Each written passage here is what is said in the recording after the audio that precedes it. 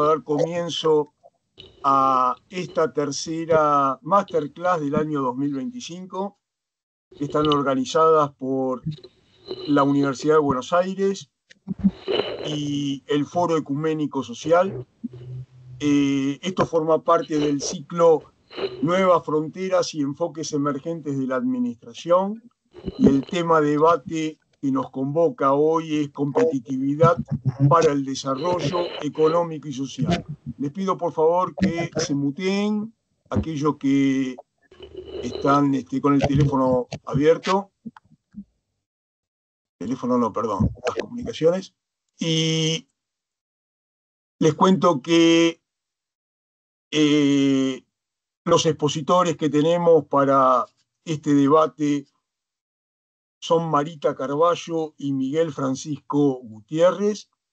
Marita Carballo es licenciada en Psicología, presidente de Voices Consultora, expresidente y académica de la Academia Nacional de Ciencias Morales y Política, vicepresidente del Comité Ejecutivo de World Values Survey, Encuesta Mundial de Valores, presidente del Comité de Sociología Comparada, Asociación Sociológica Internacional, miembro del Comité Ejecutivo de CARI, el Consejo Argentino de Relaciones Internacionales, para las Relaciones Internacionales, y tiene un currículum mucho más extenso. Acabo de mencionar tan solo los títulos principales. Miguel Francisco Gutiérrez es doctor y postdoctor por la Universidad de Buenos Aires, es magíster en desarrollo local por UNSAM y máster en desarrollo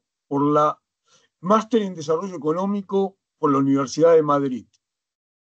Es licenciado en Economía y Actuario por UBA, docente e investigador categorizado, ha recibido premios internacionales por sus investigaciones y es consultor económico y actuarial. Tenemos entonces dos expositores de muy alto nivel para comenzar con este tema de debate. Vamos a comenzar con la exposición de Miguel Francisco Gutiérrez.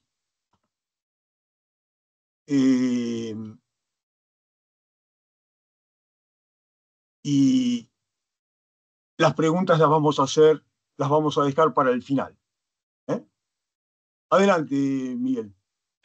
Bueno, buenas tardes, buenos días a todos. Gracias por la invitación, Gustavo.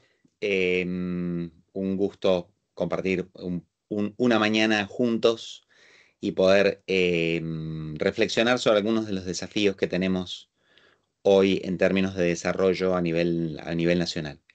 Te pediría que pasemos a la siguiente para hacer la presentación. Un poco, como decía Gustavo, un poco la iniciativa de esta conversación matinal tiene que ver con pensar un poco estas categorías. Voy a hacer una presentación breve de algunos temas que más bien para compartir preguntas y compartir disparadores para que después podamos conversar.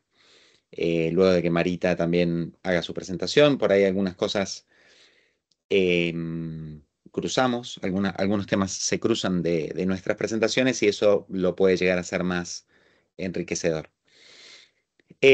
Para pensar competitividad y pensar desarrollo, uno podría de alguna manera inicialmente analizar brevemente estas dos categorías. Cuando en economía se habla de competitividad, uno podría remitirse a las formas más simples de medición de este indicador, que probablemente tengan que ver más bien con la productividad. O sea, la productividad uno puede medirla mejor que la competitividad. La competitividad sería una forma de reflexión respecto de el tamaño de mercado que un determinado territorio o un determinado competidor o empresa posee. Y el nivel de productividad sí sería una forma más científica o económica de medir los costos por unidad de producción en un proceso productivo. Y eso daría una señal más indicativa, pero digamos, como parte principal de los procesos o de las categorías de competitividad. O sea, uno podría pensar que la competitividad es una mezcla de distintos tipos de elementos, dentro de los cuales uno de los principales tiene que ver con la productividad.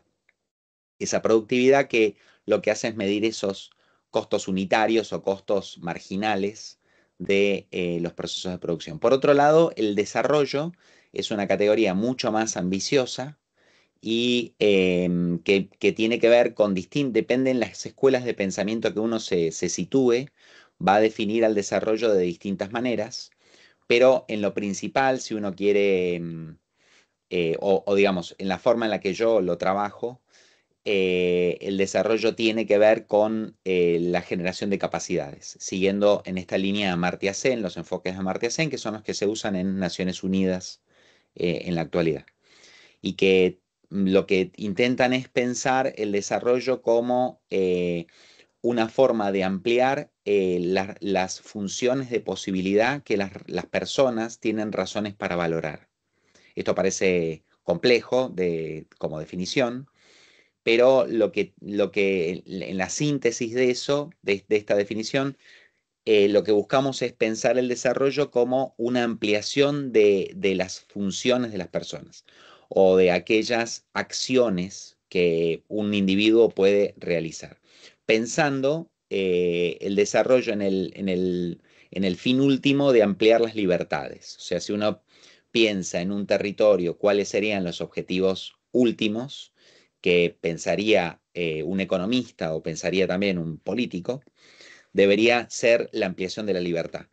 La pregunta respecto de qué es la libertad acá se pone mucho más interesante y profunda, y la forma de mirar la libertad en este análisis de desarrollo tiene que ver con ampliar las acciones posibles de los sujetos y luego también de la sociedad.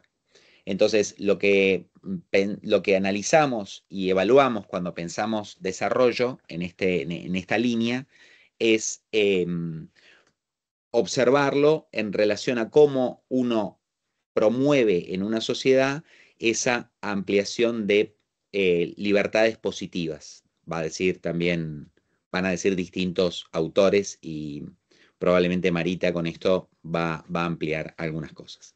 Esas libertades positivas se preguntan por arriba de las negativas, digamos, sobre las acciones efectivas que las personas pueden realizar. Si yo me pregunto cuán libre es Gustavo, podría decir que si Gustavo ante una situación de vida tiene dos opciones para elegir, tiene un grado de libertad, diríamos, en economía o en matemática.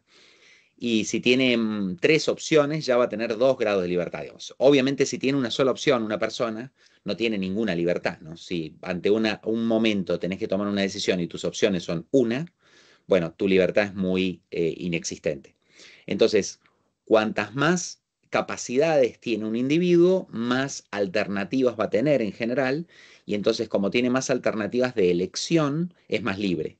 Entonces, una persona que habla varios idiomas es más libre que otra que habla menos, sencillamente porque tiene capacidades más ampliadas y esas capacidades le van a permitir tomar más un abanico más amplio de posibilidades de elección.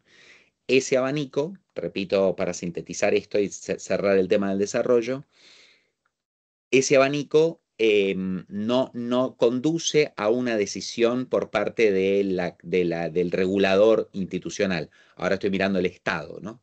Yo no le voy a decir ni a Marita ni a Virginia qué tienen que hacer, sino que voy a permitir que las personas tomen decisiones en relación a aquellos elementos que tienen razones para valorar. Cada persona valora lo que quiera y la pregunta es si esas valoraciones que tiene las puede llevar adelante. Llevar adelante significa poder realizarlas. Ahí hay dos tipos de libertades que uno puede evaluar. Las libertades más tradicionales o las libertades clásicas del liberalismo tienen que ver con las libertades negativas. No hay negación de la acción del sujeto y entonces tenemos libertad. Libertad de que no hay una oposición efectiva a mi acción. Si salgo de mi casa y me van a matar, se está violando mi libertad negativa de vivir, digamos, ¿no? Pero si las libertades negativas, que son las libertades del liberalismo más clásico, se cumplen y entonces no hay negaciones de mis acciones, eso no significa que yo pueda realizar aquellas acciones que tenga razones para valorar. En la síntesis de todo esto, lo que nos explica cuáles son las razones por las cuales no voy a poder ser libre es, entre otras, la más significativa es la pobreza estructural, ¿no?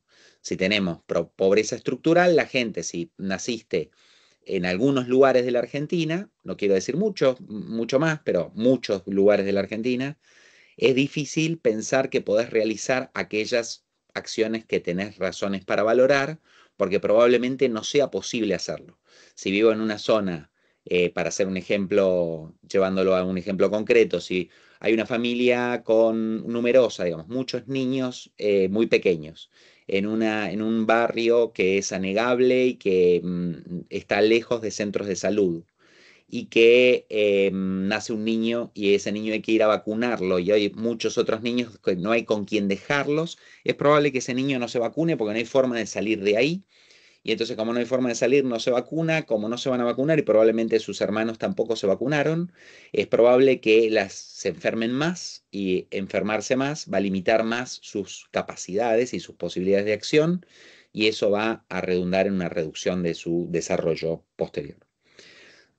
Dicho estas dos cosas, nosotros estamos pensando la competitividad en relación a la convocatoria de hoy, pensando la competitividad como un modelo, un trampolín al desarrollo. Yo quería acá pensar algunas cuestiones ahora muy de época, muy concretas, y voy a hacer una presentación ahora lo más rápida posible, no sé cómo voy de tiempo, pero que tiene que ver con estos temas que están aquí. Pasemos a la siguiente.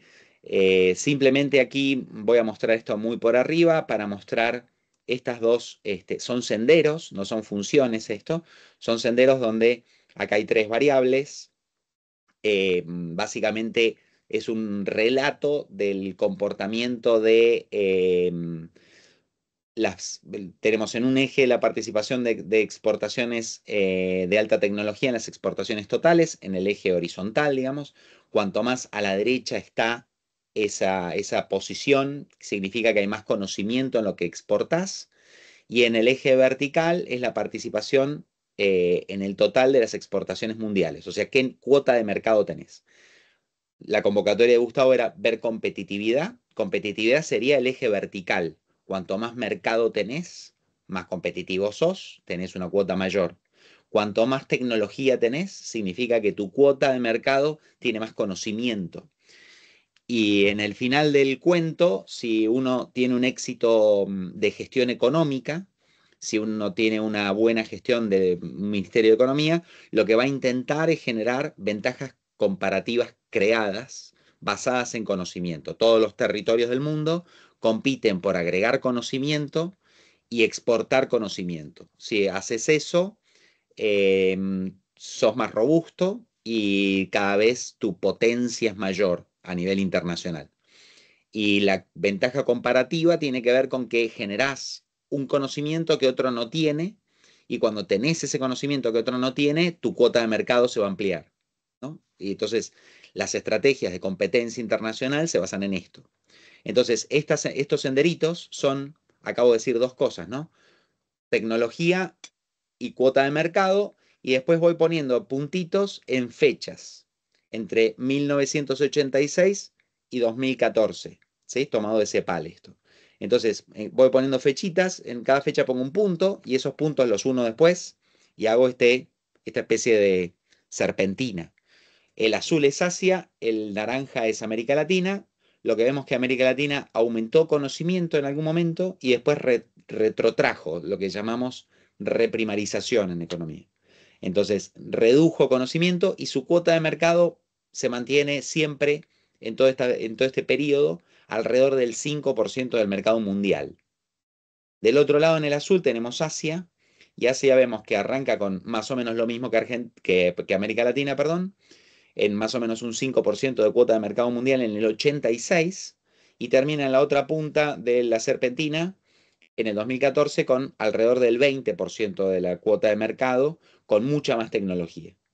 Y eso al 2014. Hoy está más arriba y más a la derecha.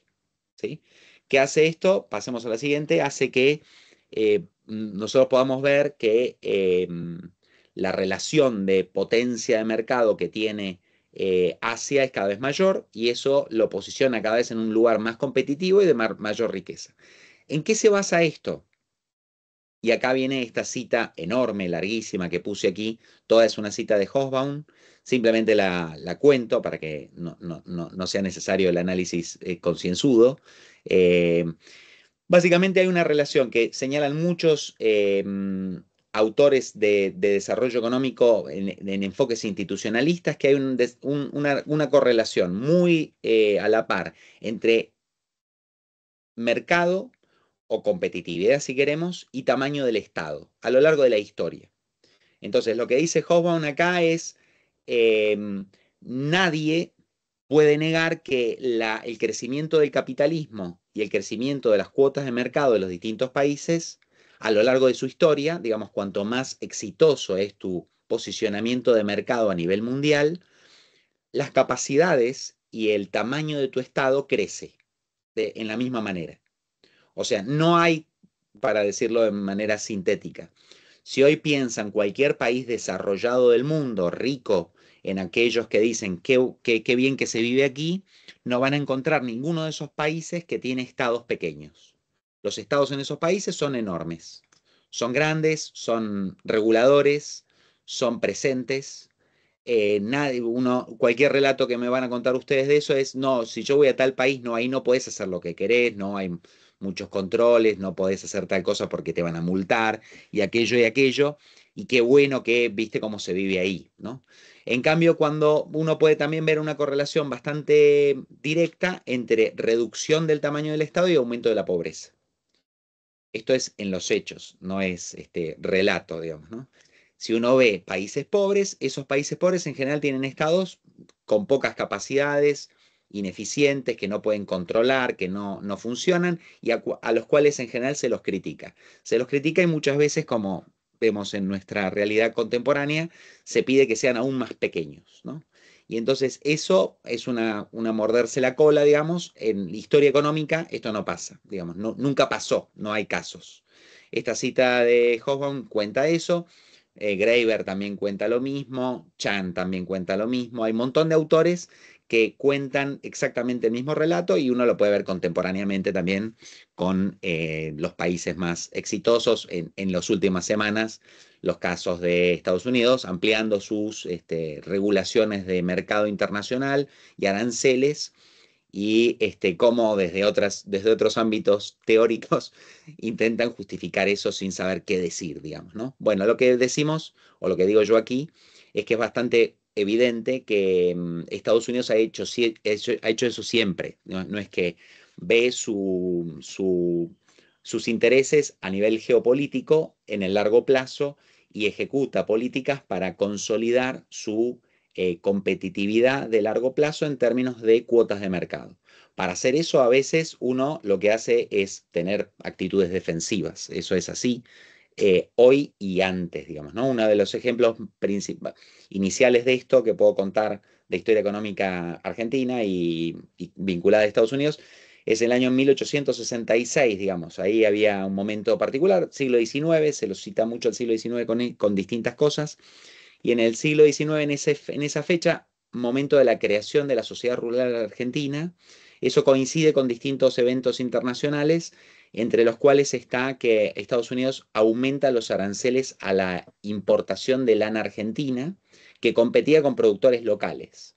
Y eso lo hace en una estrategia también defensiva, como la que podríamos citar también con los limones con el gobierno de Macri, ¿no? Que nosotros le pedíamos por favor que nos dejaran vender limones. No es que estábamos pidiendo que exportar computadoras, digamos, conocimiento, simplemente un limón. Y para exportar limones nos preguntaban y nos pidieron varias cosas respecto de respecto de la negociación.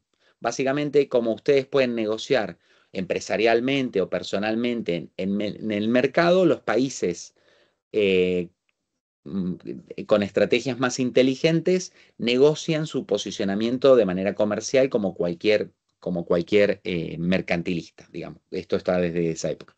Pasemos a la siguiente. Em, Sí, ahí vamos.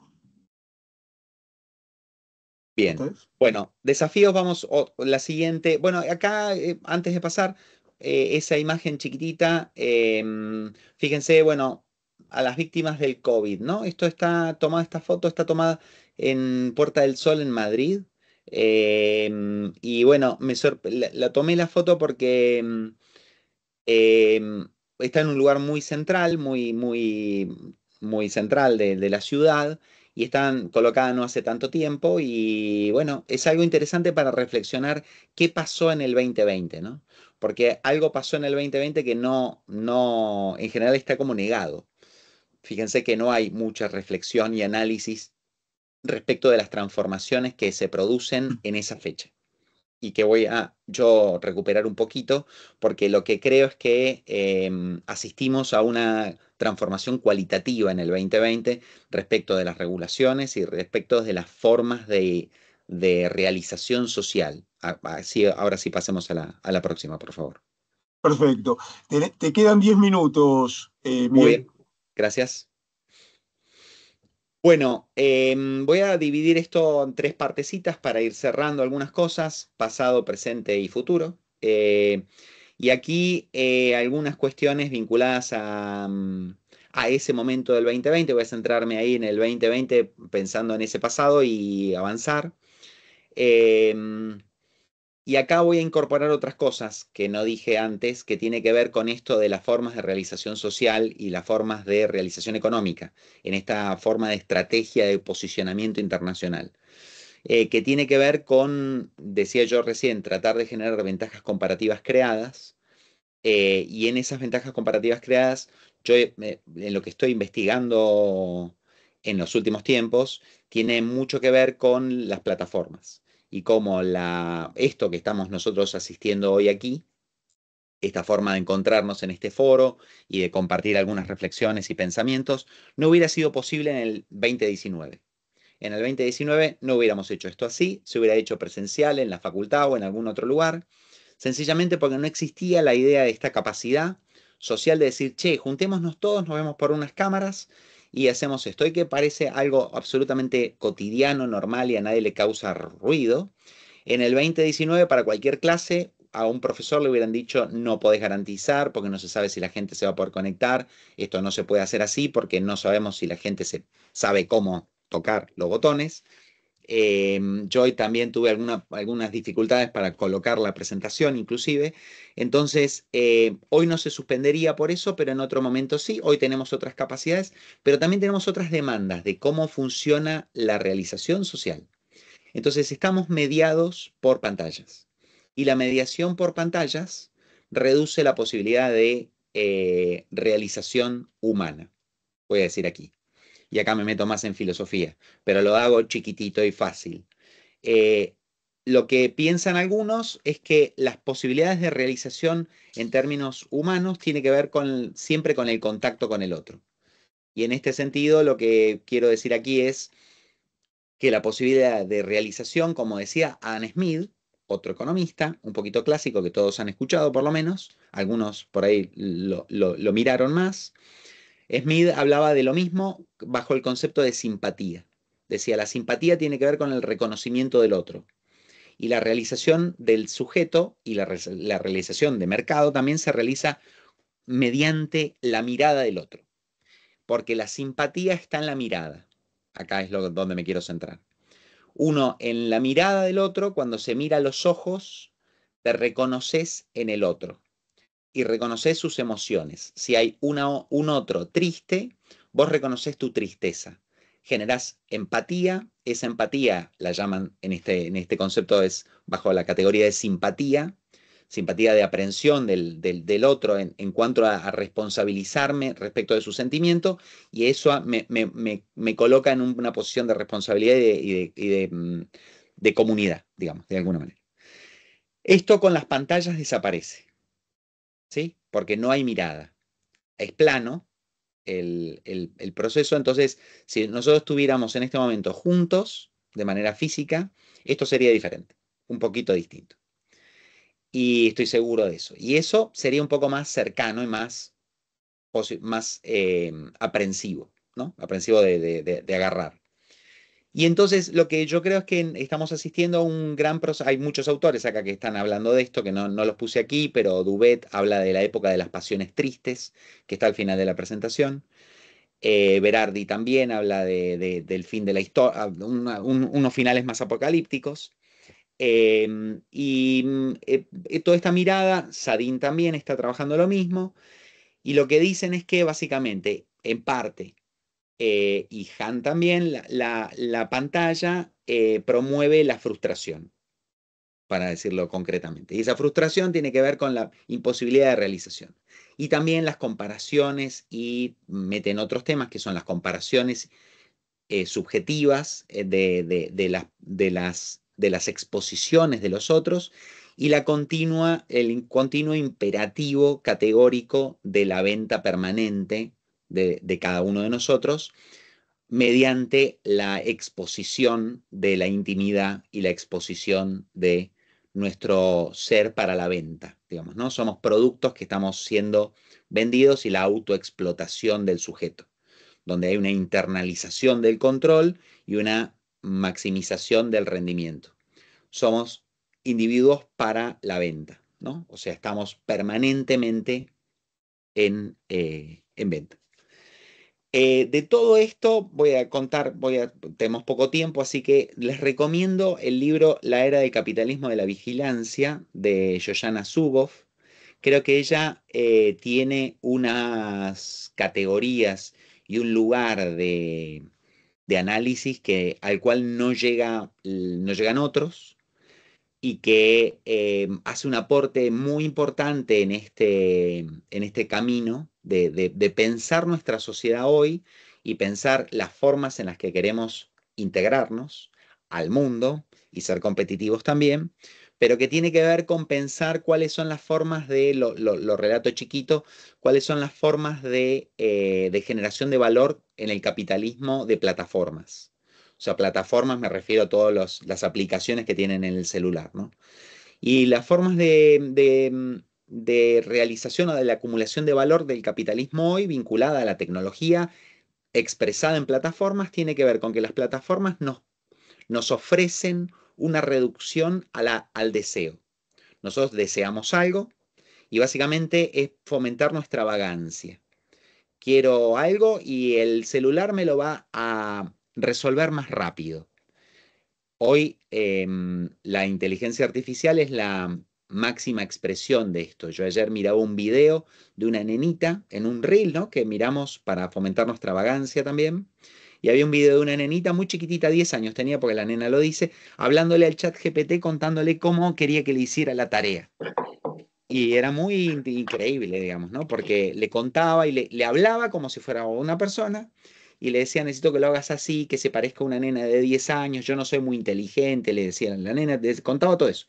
Y alguien la estaba filmando, ¿no? Eh, las plataformas nos ofrecen una reducción con nuestra distancia al deseo, reduce la distancia al deseo, pero a cambio de eso nos pide una serie de información sobre nosotros. Nosotros entregamos información a cambio de reducción de la distancia al deseo, de realización del deseo. Realizamos nuestro deseo a cambio de información. Esa información, Zuboff dice, se va a procesar, que lo llama excedente conductual. Le damos mucha más información de la que necesitan. Nosotros accedemos con esos botoncitos que decimos acepto, acepto, acepto. Y hoy todo lo que ustedes escriban en un teclado, les cuento esto, todo lo que escriben en el teclado de la computadora o en el celular, por ejemplo, plataformas de las más importantes que ustedes conocen, tienen acceso completamente a todo lo que ustedes escriban. Entonces, todo lo que han escrito, no importa a dónde y cómo y cuán privado creen que fue, no fue nada privado, lo tienen todo. Eso lo tienen todo y lo que hacen es perfilar inicialmente por acciones, pero eso va profundizándose. Acá como el capitalismo, dice Zuboff aquí, tiene un imperativo de acumulación, no pueden dejar de buscar información, porque todas las plataformas se basan en capturar la mayor cantidad de información, y esa captura de información lleva a que puedan adentrarse hoy hasta las emociones y los sentimientos. Entonces, saben que Sol, qué cosa más o menos le da miedo, qué cosa le da morbo y qué cosa le da felicidad. Básicamente, hay 4 o 5 categorías que necesitan estudiar. Y a través de estudios de conducta, básicamente los estudios conductuales que empiezan en la década de los 50 del siglo XX, van perfilando incentivos y premios a Sol para que se sostenga en la plataforma, en el celular. Entonces saben a qué hora se despierta, saben a qué hora se duerme y saben cómo es más o menos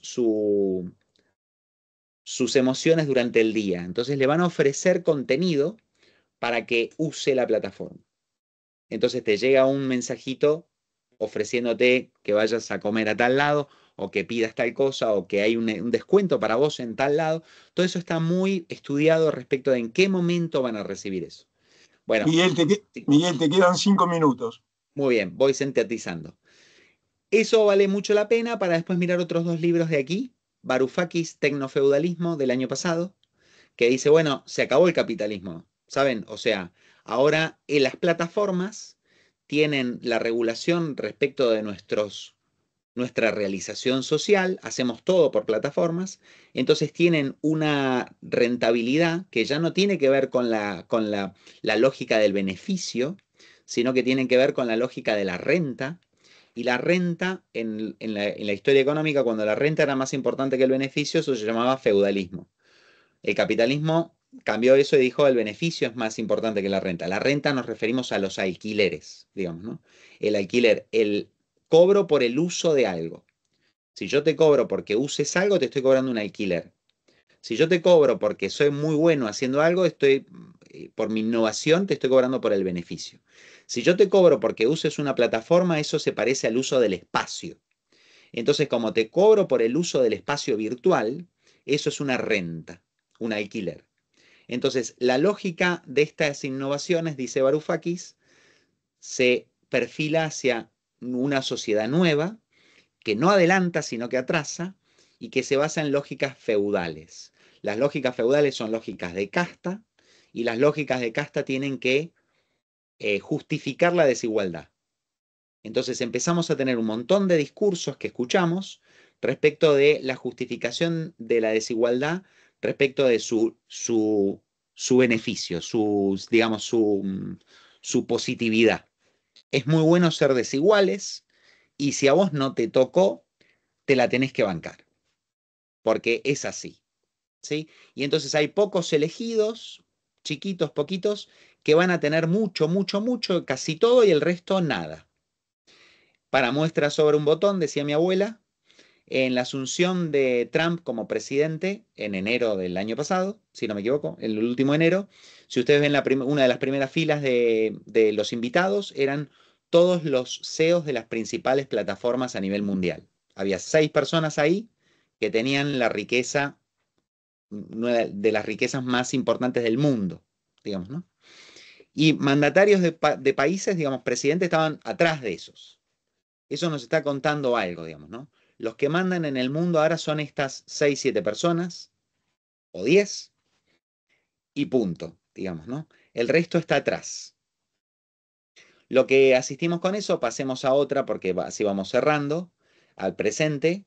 Digamos, lo que asistimos con esto es que si no tenemos, acá voy cerrando ideas para cerrar, si no consideramos esta necesidad de presente y de crecimiento del Estado en términos de regulación de la totalidad de los individuos que viven en un territorio y sus intereses, esto se va a profundizar en el tiempo.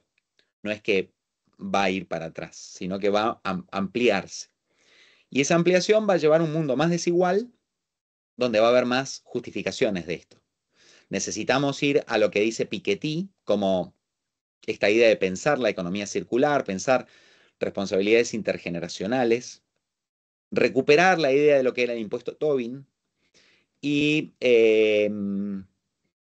y pensar la necesidad de un reconocimiento como comunidad, digamos. Dicho de otra manera, si el Estado no es el actor más importante de una sociedad, estamos complicados en términos del liberalismo y de la democracia. Otros autores, como... no me van a salir los autores de Cómo mueren las democracias.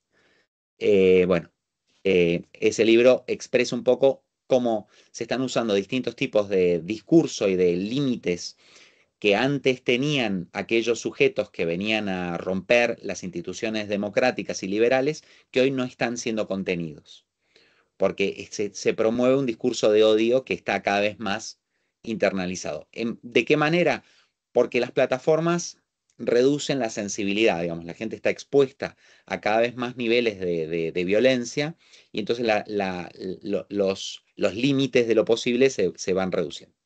Para cerrar, estamos en un contexto de desglobalización y en ese futuro tenemos que pensar cosas que están haciendo otros, ¿no? Ahí pongo a Piketty y a Berardi hacia el final, y pensar China, ¿no? Un caso interesante es China, hay que mirar qué está pasando ahí, ¿no? China es probablemente uno de los pocos estados eh, capitalistas hoy en el mundo cuyo estado sigue siendo más importante que las empresas. Esto es una cosa para reflexionar, ¿no? Hace 50 o 60 años en Estados Unidos las cosas hubieran sido distintas a las que son hoy. Los empresarios norteamericanos que hoy tienen tanta visibilidad estarían más cuestionados, más controlados por el Estado. El problema es que tenemos algunas corporaciones que tienen mucho más poder que muchos estados hoy. Y entonces condicionan a los estados. Bueno, a principios de este año también hubo un tema, un debate, una noticia muy importante. Si no me equivoco, esto fue Brasil con, alguien que me ayude, Brasil con Twitter, creo que fue, que no quería pagar determinadas cosas o cumplir determinadas regulaciones, y el Estado Así es. brasileño le dijo, acá es un Estado esto, usted cumple esto o no va a poder operar. Y Twitter creo que fue, dijo, no, nosotros no queremos cumplir esto, no nos interesa. Sí, bueno, pero acá somos Brasil, o sea, esto es un estado que todavía tiene algún orgullo de regulación y que no le va a poder, no le va a permitir que usted haga lo que quiera, no está permitido. Y Twitter tuvo que, bueno, está bien, ok, bueno, cuando no queda otra, pero intentan golpear todo lo posible a ver en qué momento se puede fragmentar y imponer sus condiciones. Ese es un problema para la competitividad empresarial y para la competitividad de los estados. Entonces, para cerrar, si queremos construir un desarrollo con capacidades y construir un desarrollo mediante la competencia eh, de múltiples actores en un territorio y no la concentración económica que promueve algún tipo de tecnología sin regulación, como ha pasado siempre en la historia mundial, necesitamos pensar, como ha pasado en otros momentos, este otro libro está bastante bien también, bueno, Milanovic en este libro que habla sobre la desigualdad, también promueve una reflexión cuando lo nombra Kuznets también, que dice, bueno, hay momentos donde en los ciclos tecnológicos, en estos momentos que estamos asistiendo hoy, donde hay una irrupción tecnológica, es posible que aumente la desigualdad ahí, en ese periodo, y que después sea necesaria una discusión política y republicana respecto de la regulación que tiene que imponerse sobre esa nueva tecnología. No es la primera vez que pasa en la historia, pero es necesario que nos demos ese debate. ¿Sí? Muchas gracias a todos y cerramos por aquí. Bueno, perfecto. Muchas gracias, Miguel, por tu disertación y explicación. Después vamos a tener las preguntas para el final y algún comentario. Vamos a continuar con Marita, con su exposición. Bueno, muy buenos días a todos. Yo también muchas gracias por la invitación. Un placer estar acá, compartir con Gustavo, Fernando y Miguel. Y hay muchos puntos en contacto. Algunas de las cosas que iba a hablar, sobre todo el tema redes, lo voy a dejar porque ha sido muy desarrollado y bien desarrollado. pero me voy a enfocar en temas que tienen más que ver con lo político y social. En primer lugar, quisiera hacer como con los comentarios del cuadro de la situación sobre el estado de la democracia en el país. Y en la segunda parte, brevemente me referiré a los principales problemas que debemos resolver, qué obstáculos encontramos y algunas recomendaciones para abordarlos.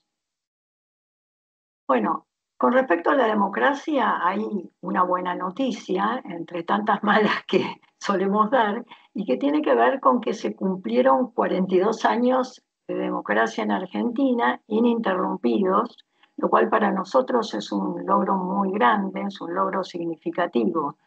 Y además hemos tenido elecciones periódicas, libres, limpias y con alternancia en el poder. A diferencia de otros países, muchos de la región, pero también de afuera, en Argentina no se cuestionan los resultados electorales. Sin embargo, dicho esto, que es el lado positivo, encontramos grandes desafíos y numerosos problemas sin resolver en nuestro sistema político. Podríamos decir que el engranaje institucional de la Argentina presenta graves falencias. Si nosotros tomamos el estudio Latinobarómetro que se viene haciendo desde el año 95 en todos los países de América Latina, con muestras muy sólidas representativas de la población de cada país, con entrevistas personales y domiciliarias, vemos que hay un declive democrático que se viene dando sistemáticamente. No solo ocurre en América Latina, sino en casi todo, en todo Occidente, ¿no? Y en este contexto, Argentina, como también Uruguay y Costa Rica, se encuentran, al menos en el plano verbal, con los más altos niveles de adhesión a la democracia como el mejor sistema de gobierno. En Argentina, un 87% está de acuerdo con que este es el mejor sistema, frente a un promedio regional latinoamericano del 69%. Pero hay un indicador clave que revela el desencanto con el sistema. Y este indicador, que es un indicador que me interesa seguir mucho, es el grado de satisfacción con la democracia, porque mide su performance, mide cómo se gestiona. Y en Argentina, solo el 45% está satisfecho con su funcionamiento. Además, está creciendo la idea de sistemas híbridos como posibles soluciones. Un 12% directamente dice que prefiere un gobierno autocrático en determinadas circunstancias y a un 10% que le da igual. O sea que hay un 22% que, si bien no es mayoritario, es una cifra importante que estaría dispuesta a salirse del sistema. A esto se suma que un 27% cree que la democracia puede funcionar sin partidos políticos, un 24% que puede funcionar sin oposición y un 17% sostiene que podría funcionar sin Congreso. Minorías estas, pero activas.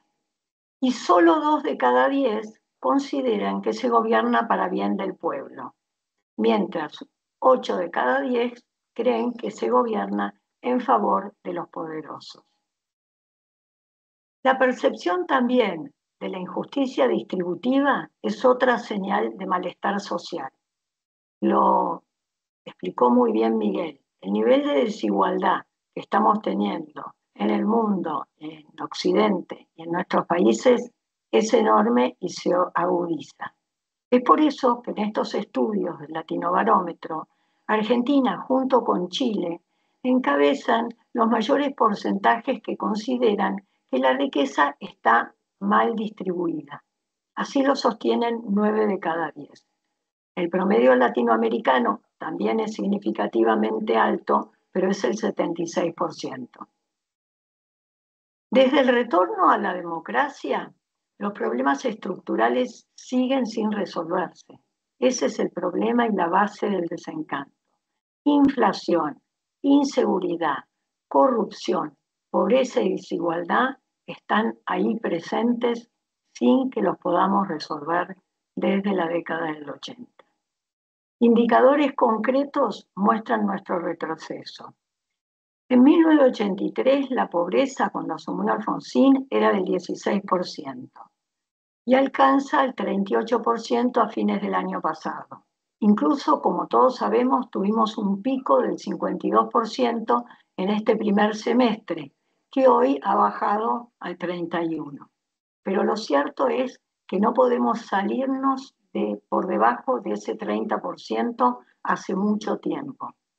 Otro tema es la informalidad laboral, que siempre fue alta en la Argentina, pero que pasó de 22% al inicio de democracia a casi la mitad de la población hoy.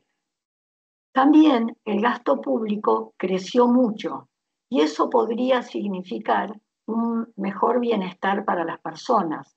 Pasó, por ejemplo, del 22% al inicio al 46% del PBI en 2023. Y sin embargo, los problemas no se resuelven, sino que en muchos casos se agravan. Las evaluaciones educativas, que es un tema que a mí me interesa muy especialmente porque me parece que la salida de la Argentina está básicamente por ahí, tanto las evaluaciones nacionales como las internacionales, PISA, Aprender, nos muestran que hay un retroceso en la calidad y en el posicionamiento del país. Los resultados en lengua y matemática son preocupantes en primaria y secundaria. Las pruebas estandarizadas nacionales confirman que 1 de cada 2 chicos de primaria no comprende lo que lee y 1 de cada 10 directamente no sabe leer. En secundaria, en matemática, el 54% está por debajo del nivel básico y solo el 14% obtiene satisfactorio. Bueno, la corrupción es otro gran tema que sigue siendo un problema central en nuestro país. Según el Latinobarómetro 2024, la Argentina es el país que menos percibe avances en este tema.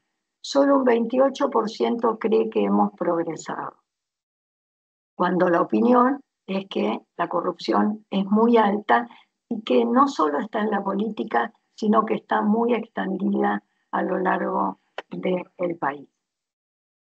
En 1983, cuando iniciamos nuevamente, regresamos a la democracia, los niveles de confianza en las instituciones eran muy altos, en la mayoría de ellas, sobre todo las vinculadas al sistema político, como el Congreso, la justicia, los partidos políticos. Estos tenían una credibilidad muy alta y había una alta expectativa. Pero en poco tiempo, en 10 o 15 años, comenzaron a descender en la confianza marcadamente. Y hoy, ni la justicia, ni el Congreso, ni los sindicatos, ni los partidos políticos superan el 25% de credibilidad.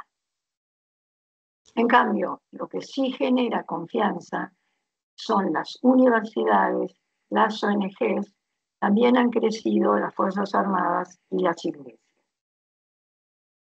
Un punto particularmente importante para mí es el tema de la justicia en este análisis, porque el buen funcionamiento de la justicia es clave para salvaguardar la democracia. Y de hecho, es lo que sostiene a la democracia en muchos de los países occidentales, donde también estamos viendo descreimientos marcados de los parlamentos y de las instituciones en general. Si tomamos la encuesta mundial de valores, que es una encuesta que se viene haciendo también desde los años 80 a nivel global y permite comparar distintos países y culturas a lo largo del tiempo, vemos que en general se confía poco en los parlamentos en la mayor parte del mundo, pero en la justicia sí se confía. Solo, si lo tomamos en términos de regiones, en América Latina y en Europa del Este es la desconfianza la que predomina sobre la justicia más que la confianza. Otro tema que tiene que ver también con lo que habló Miguel, tiene que ver con la construcción de capital social. La confianza interpersonal e institucional son pilares para el desarrollo democrático y económico. Pero en la Argentina Solo 2 de cada 10 personas creen que se puede confiar en la mayoría de la gente. Tendemos a pensar que el otro puede perjudicarnos. Entonces, es difícil construir sobre esta base. El capital social es el conjunto de informales que permiten la cooperación y está muy debilitado en el país. Y eso afecta la economía y nuestras relaciones. A esto se suma, como vemos, un gran distanciamiento entre la ciudadanía y sus representantes, luego de tantas décadas de promesas incumplidas.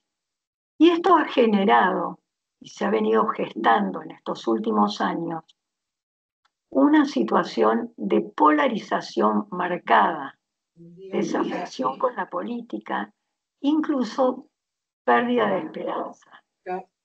En la última década emigraron de la Argentina 1.800.000 personas, en su mayoría jóvenes profesionales altamente calificados, y se han ido en general a los países desarrollados, Europa, Italia, Estados Unidos, Australia.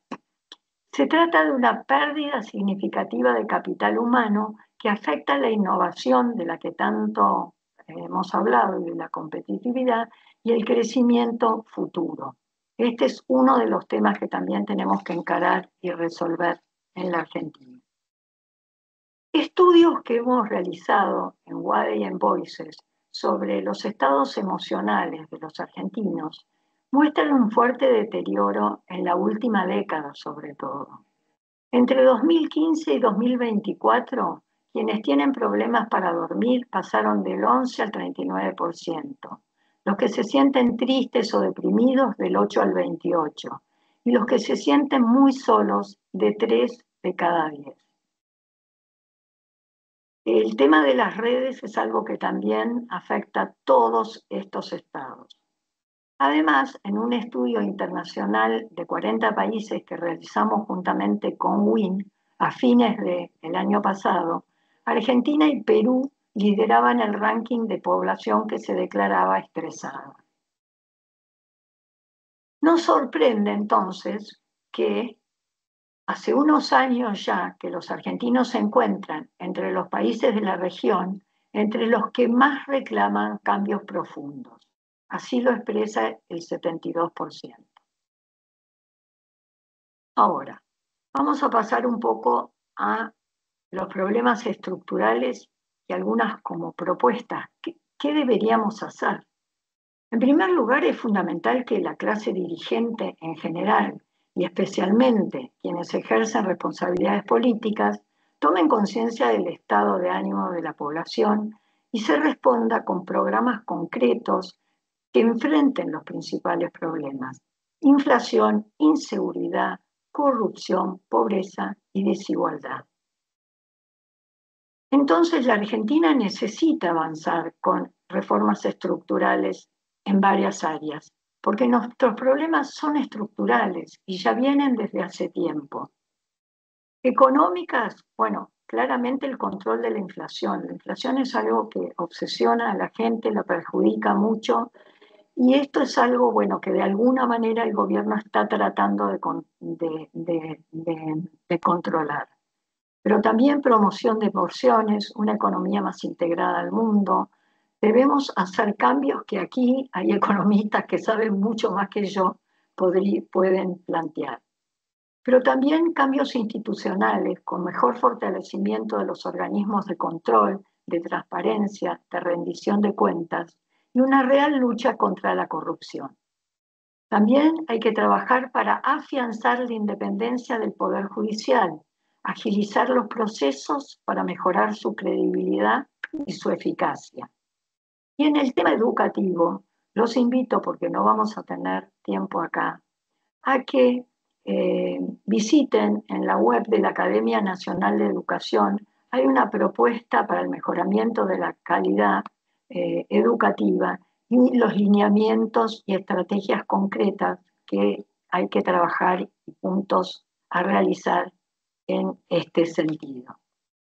Y también problemas enormes de pobreza Necesitamos implementar políticas eficientes de inclusión y protección para reducir la pobreza y la desigualdad. Se ha logrado hasta el momento bajar esos niveles de pobreza que habían llegado por los ajustes al 50 y pico por ciento, al 30, 30 y pico, que es nuestra base estructural, con la UH, con la tarjeta alimentar, y eso fue un dato positivo. Pero tenemos que realmente tener estrategias que permitan a esos sectores sociales insertarse en la sociedad y poder insertarse en el mercado laboral. Tenemos que estar muy conscientes de que el avance tecnológico, que va a traer grandes ventajas, además de los problemas que también hemos comentado, si no reaccionamos muy rápido, va a fomentar y a acrecentar esa desigualdad tan grande que ya tenemos. Después, otro de los temas centrales es abordar el problema de la informalidad. La informalidad en la Argentina es enorme. Miren, les cuento, nosotros el año pasado hicimos un trabajo muy grande en Voices para la fundación del diario La Nación sobre la pobreza, en base a encuestas. Ya habíamos hecho el año anterior, y esto es algo de lo que también habló Miguel cuando hablaba de empatía, sobre un poco cómo se estigmatiza al pobre y cómo, digamos, muchas veces la falta de contacto hace que no nos entendamos tan bien. Y lo que surge como principal del estudio que nosotros realizamos para la Fundación fue que lo que más reclaman los sectores populares es un trabajo en blanco, incluso encima de cualquier otra cosa. Y los problemas que hay son enormes, de alimentación, todos sabemos, problemas de vivienda, pero eso es lo que más nos reclamaban, porque el trabajo blanco indigno los inserta en la sociedad. Y ahí, para que eso se logre, tenemos que invertir en educación. Bueno, yo no sé de eso, pero está claro de que el sistema tributario argentino también tiene serios problemas. Entonces, yo digo, ¿qué es lo que nos pasó? ¿Qué nos pasó? ¿Por qué este declive argentino? ¿Por qué este declive que también es de la democracia en gran parte de Occidente? Yo creo que lo principal, en mi opinión, en nuestro caso, es que ha sido una dirigencia que no ha estado a la altura, combinada con la corrupción extendida, porque los ciclos favorables que tuvimos en la Argentina en estas décadas, en un par de oportunidades, no se aprovecharon para resolver los problemas estructurales. Es como si no nos decidiéramos a enfrentar la realidad que tenemos. Y uno de los grandes olvidos, reitero, es el tema de la educación, que es la herramienta más poderosa a largo plazo. Y la Argentina siempre se caracterizó por tener un muy buen capital humano. Pero estamos decayendo en esto, sobre todo en lo que hace hacia los sectores medios bajos y bajos, además de a toda la población. Y también hemos hecho poco para construir capital social.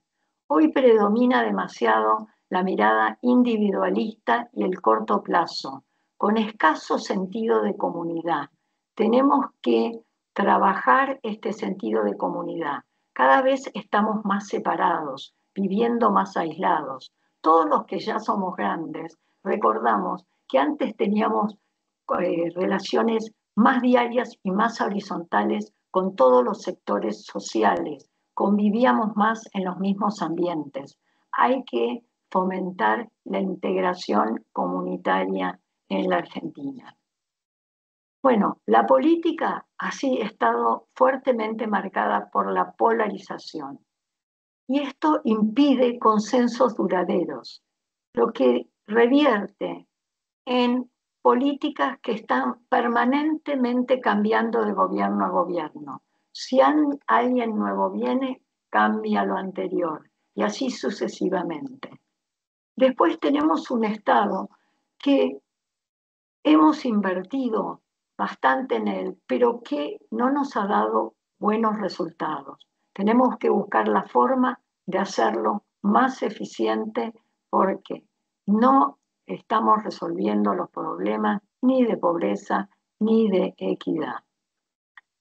Entonces hay que asumir la magnitud de los desafíos que nos vienen con responsabilidad y coraje y no seguir postergando decisiones que sean necesarias.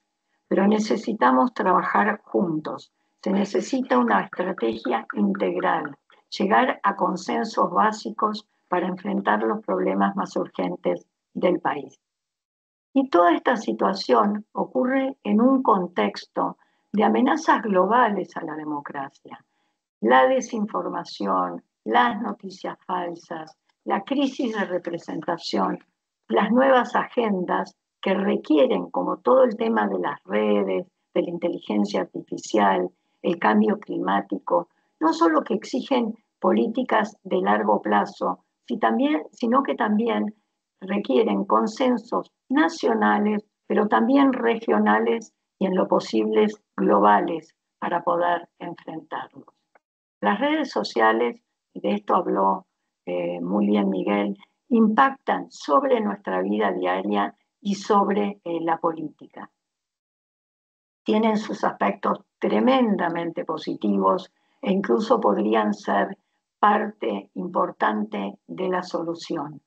Pero tenemos que poder controlar aquellos aspectos que están perjudicando mucho.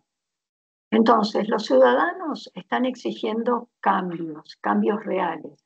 Quieren mejoras en la economía, mayor seguridad, una política al servicio del interés general y un combate frontal contra la corrupción. Esta pobreza estructural superior al 30%, que ya llevamos por más de 2 décadas, es uno de nuestros mayores desafíos. Existen diagnósticos y propuestas diversos, pero el problema está sobre todo en la implementación, la falta de consensos interpartidarios y la escasa gobernabilidad social. Nosotros fracasamos en las implementaciones. En contextos de pobreza, la educación es la política social más potente, pero debe pensarse más allá del aula. Implica salud, alimentación, tecnología, contención emocional y vínculos con el mundo del trabajo.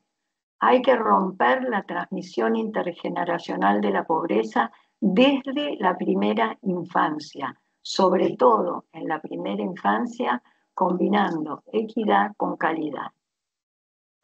Y antes de cerrar, me gustaría recordar un tema que hoy se está volviendo crítico y que tiene que ver con la transición demográfica. En la Argentina estamos muy acostumbrados a pensar en el corto plazo. ¿Qué vamos a hacer mañana? ¿Qué vamos a hacer el año que viene? Esto es importante, pero tenemos que, para resolver los problemas, empezar a pensar mucho más en el mediano y en el largo plazo. Y este es un fenómeno que se está dando en gran parte del mundo, pero en la Argentina ha sufrido una fuerte caída la natalidad y sobre todo en la última década. En la última década cayó como un piano y hay un envejecimiento acelerado de la población. ¿Por qué? Porque vivimos mucho más y este es un dato muy positivo, pero la ecuación no cierra. Cada vez tenemos menos jóvenes y cada vez más personas mayores, con lo cual eso impacta sobre la cantidad de personas que trabajan y la relación con las que hay que mantener. Pero es mucho más profundo que la pérdida del bono demográfico, que pronto la vamos a tener, sino que también impacta en áreas como jubilaciones, como salud y educación. Cuando nosotros hablamos del control de la natalidad, del tema de la natalidad, que ha caído tanto, ha bajado tanto, mm, mm, se suele adjudicar a factores económicos y son en gran parte los factores económicos lo que determina que la gente haya decidido a tener menos hijos, es decir, a postergar la maternidad o a directamente no tener hijos. Pero hay cambios culturales, valorativos muy importantes que tenemos que conocer e investigar y que muchas veces son dejados de lado. Nosotros estuvimos trabajando en profundidad este tema junto con WIN Internacional y con UADE también, sobre cuáles son las causas de esta baja natalidad. Y nos encontramos con un fenómeno económico, pero también con cada vez más jóvenes, y esto es algo que está ocurriendo también en distintas partes del mundo, que directamente deciden no tener hijos o, en la gran mayoría, eh, deciden tenerlos a mucho más avanzada edad. Si ustedes piensan hacia sus bisabuelos, abuelos y ustedes mañana, se van a dar cuenta que cada vez los hijos son menos. Y por ejemplo, les doy un dato. Los nacimientos en la última década bajaron un 40%. En 1960 la natalidad era de 3.1 por mujer, hoy es 1.4. Muy por debajo de lo que se necesita. Y en la capital federal es de 0.9. En el año 2016 hubo 730.000 nacimientos aproximadamente. El año pasado, 490.000. O sea, es un tema muy, muy central. Y tiene que ver con una nueva forma de también ver la familia y hacer los vínculos. O sea, hay todo un tema detrás de eso.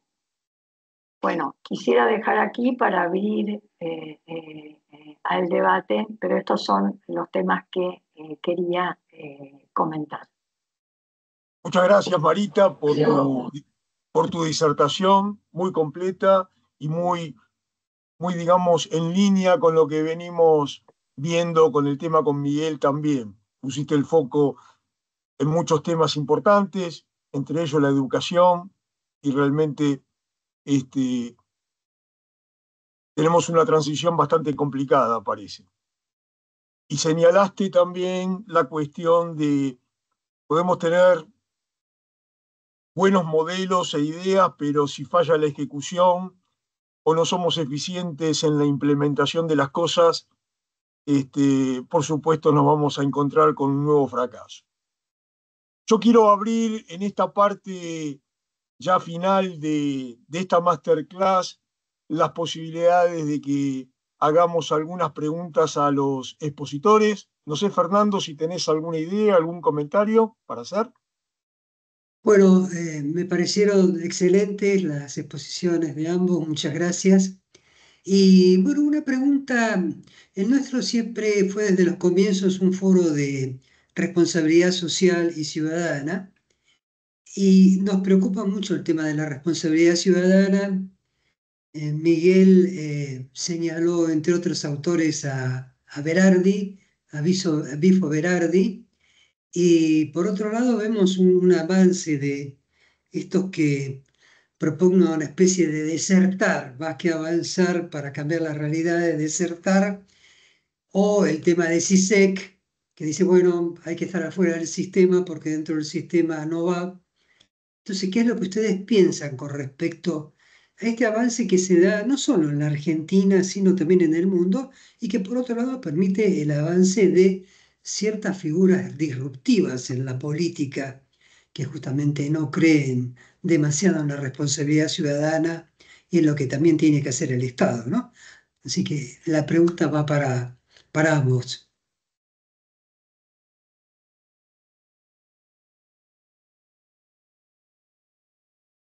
No sé si, Marita, ¿querés empezar vos? ¿Querés? Como vos quieras, si querés. Como tú quieres. Es un tema muy complejo, digamos, decir cuáles son las causas de la polarización. Tampoco es algo que aparece de repente, sino que se viene gestando por una frustración este, que se capitalizó con el enojo, con la irritabilidad, digamos. En eso las redes ayudaron mucho. Siempre tuvimos divisiones, si lo tomamos políticamente en Argentina, peronistas, no peronistas, pero eran divisiones, digamos, donde ni siquiera llegaban a ser adversarios. Ahora en el mundo entero parece que hubiera como el binomio fuera amigo-enemigo, ¿no es cierto? Y ese es un tema que se ha agudizado mucho con las redes sociales, con las redes sociales, que fomentan, digamos, un poco ese tipo de cosas. La verdad que es cierto lo que decís, Fernando. Parecería que todo lo que es centro, moderado, diálogo, no sé cómo llamarlo, está como un poco pasado de moda. Y en realidad eh, eh, eso tiene que ver con esos dos polos tan fanáticos que se han dado, donde lo que nosotros esperábamos era que las redes sociales, que y parecía que iban a ser una forma de comunicación formidable, porque nos iban a permitir conectarnos con mucho más gente y gente más diversa, terminó creando nichos donde solo escuchamos a nuestro propio grupo de referencia o a nuestro grupo de amigos y como que se termina perfilando en contra del otro y nos quedamos sin tantos espacios para el diálogo. Pero yo creo que es algo en lo que tenemos que seguir trabajando muy fuertemente, apoyando a las organizaciones de la sociedad civil, fomentando el voluntariado, que la gente participe, promoviendo la educación cívica, eh, las responsabilidades cívicas. Mira, y hasta te diría invirtiendo en espacios donde nos encontremos todos, ya sean centros culturales, plazas, lugares de encuentro, promoviendo todo lo que tenga que ver con la integración social. Bueno, los medios de comunicación pueden hacer muchísimo, las escuelas y las universidades también pueden fortalecer el capital social y trabajar en esta línea. En el corto plazo, todo está más perfilado como en ideas polarizadas y contrapuestas difíciles de conciliar, pero hay que trabajar para que eso cambie. Muy bien, Miguel. Bueno, gracias. Gracias, Fernando, por la pregunta. Yo creo que, y el aporte de Marita también es muy importante respecto de lo que nos debemos como desafío. En lo estructural, yo quiero hacer un aporte también un poco estructural respecto de esos desafíos. Y Berardi ahí nos trae, está muy bien el convite, digamos, para la reflexión. Nos trae esta idea de deserción respecto de un futuro apocalíptico, digamos, ¿no? Distópico. Si esto es el futuro, por esas razones está bajando la tasa de natalidad, digamos, y nos encontramos bajo un proceso de desagregación social, ¿no? Y como decía yo al comienzo, no tiene que ver esto con un error de aplicación de modelo o una cuestión de ajustes, sino, como bien dice Berardi también, esto es el modelo. Entonces, lo que nosotros tenemos que pensar, sobre todo críticamente, desde los espacios que nos invitan, es precisamente a mirar ese modelo y poder proponer otra cosa. Porque como bien decía Marita también, estas cuestiones del desencuentro, de los desafíos que tenemos que abordar para integrarnos, tienen que ver en lo estructural, en particular con la falta de ingresos. Marita decía muy bien, si uno se va hacia sus generaciones anteriores va a ver que cada vez había más hijos, ¿no? Y también yo podría decir lo mismo respecto de los ingresos, ¿no? Si pensamos, Marita, en tus abuelos, ¿cuánto eran los ingresos de una persona, no en particular, pero en general, un adulto, cuánto podía pagar con un ingreso, ¿no? Y esta cosa que decía Marita de cómo eran los accesos de las distintas clases sociales a los distintos consumos. Bueno, la gente tenía muchos más ingresos reales que hoy.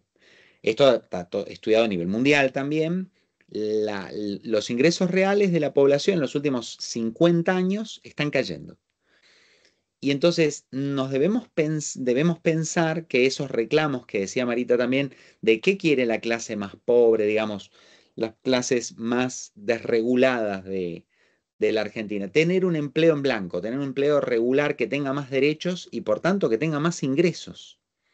Entonces, en lugar de pensar que la salida puede llegar a estar por el aumento de la desregulación y de la flexibilización y de la pauperización de accesos, abandonando a la gente a su suerte en relación a que su innovación es individual, vuelvo al tema de la conversación de hoy, de nuestro título de este encuentro, que esa competitividad que nosotros pensábamos es una síntesis también de pensar cómo es nuestro modelo colectivo.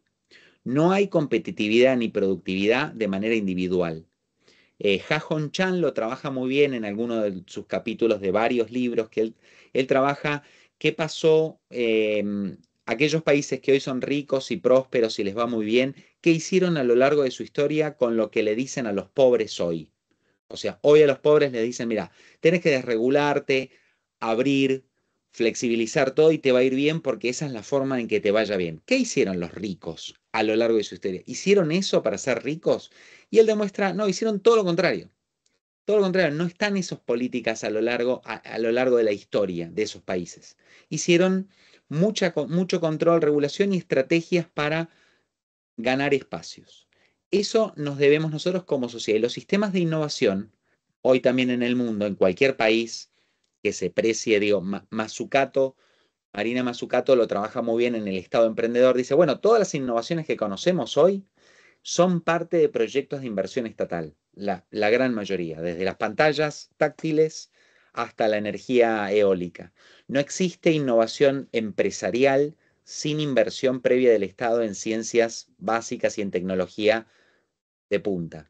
Sencillamente porque no es rentable. No puede una empresa invertir 30 años para desarrollar una célula fotovoltaica. Eso lo hizo el Estado, con cientos de miles de millones de dólares invertidos en eso. Luego, cuando esa tecnología existe y se puede implementar, el Estado encausa esa inversión para que esa inversión sea privada. Pero el rol del Estado es central y el rol del Estado es central en la distribución también de ese valor. Y no porque lo haga de manera secundaria esa distribución. La distribución tiene que ser primaria, quiere decir, tiene que ser a través de la competencia entre actores. Pero esa competencia tiene que ser posible. Entonces, para cerrar, superar la mirada del desertar que plantea Berardi o Zizek, tiene que ver con esas miradas anarquistas, digamos, en el fondo. Tienen que ver con la necesidad de repensar una sociedad que nos reúna a todos en nuevas formas institucionales. Esas nuevas formas institucionales son muy posibles, pero requieren un poco más de creatividad. Si toda la creatividad que vamos a tener, no lo estoy diciendo por nosotros, digamos, pero lo digo por la política, si la política, la única creatividad que va a tener es la reducción de las cosas en general, digamos, y el nihilismo, digamos, del futuro, bueno, así no vamos a tener hijos, digamos. Bueno, perfecto. Tendremos que ir cerrando ya con esta este encuentro de la fecha. Si hay alguna pregunta muy cortita del público, adelante. Y si no, ya vamos a dejar esto grabado y con toda la difusión a partir del Foro Ecuménico Social y de la Facultad de Ciencias Económicas, la Universidad de Buenos Aires, a todas nuestras comunidades, para que podamos volver a plantear estos temas que son de gran interés e importancia. Como señalaba también Marita en su charla, estamos a veces sumergidos en las urgencias y no abordamos los temas que se deben abordar. Y tenemos que dar cuenta de que esa situación no produce cambios, sino todo lo contrario, o si produce cambios son para peor. Entonces, ojalá podamos aprender de esta situación y en algún sentido creo que tanto Miguel como Marita, con sus puntos de vista también particulares y sus idiosincrasias, ponen el acento en los temas sociales, en los temas de la eficiencia y verdaderamente de que los seres humanos sean partícipes o se involucren en los procesos que van a continuar. Yo que estoy trabajando con la transformación del 5.0, tengo una leve esperanza de que esta situación se pueda verificar y que la robotización ayude a los seres humanos, no les haga perder el trabajo y salve las situaciones de peligro, y que por otro lado la resiliencia esté presente, porque si a uno le toca tener un fracaso cada tanto y a partir de allí se puede fortalecer, bueno, el fracaso que no se pudo evitar, por lo menos ha cumplido con algo para llegar adelante. Así que eso es lo que capto que ustedes han transmitido también para este importante tema. Muchas gracias por su participación y por su compromiso. Muchas gracias a todos por participar. Muy, muy amables. Muchas gracias. Gracias, Fernando. Adiós. Adiós. María. Gracias a todos. Adiós, hasta luego. Hasta luego.